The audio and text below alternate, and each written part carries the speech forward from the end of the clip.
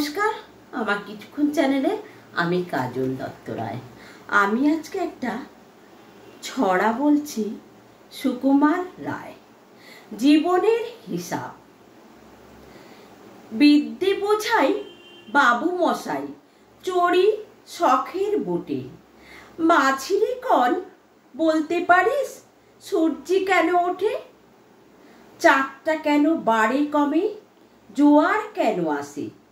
বৃদ্ধ মাঝি অবাক হয়ে ফেল ফেলিয়ে হাসে। বাবু বলেন, সারা জনম মরলি রে তুই খাঁটি, জ্ঞান বিনা তোর জীবনটা যে চারি আনাই মাটি। খানিক বাদে কহেন বাবু, বলতো দেখি ভেবে, নদীর ধারা কেমনে আসে পাহাড় হতে নেবে?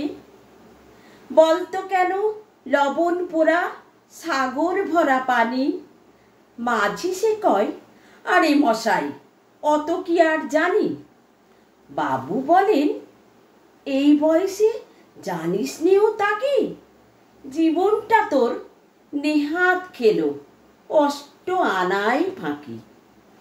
জীবনটা তোর নেহাত খেলো অষ্ট আনাই ফাঁকি। আবার ভেবে কহেন বাবু, বলতো ওরে বুড়ো, কেন এমন নীল দেখা যায় আকাশের ওই চূড়ো? বলতো দেখি সূর্য চাঁদে গ্রহণ লাগে কেন? বৃদ্ধ বলে, আমায় কেন লজ্জা দিচ্ছেন হেন? বাবু বলে, বলবো কি আর, বলবো তোরে কি তা? দেখছি এখন জীবনটা তোর 12 আনাই বৃথা। খানিক বাদে ঝড় উঠেছে, ঢেউ উঠেছে ফুলে। বাবু দেখেন নৌকোখানি ডুবলো বুঝি দুলে। মাঝিরে কন, এ কি আপদ, ওরে ও ভাই মাঝি, ডুবলো নাকি নৌকা এবার, মরবো নাকি আজি? মাঝি সুদায়, সাঁতার জানো? মাথা নাড়েন বাবু।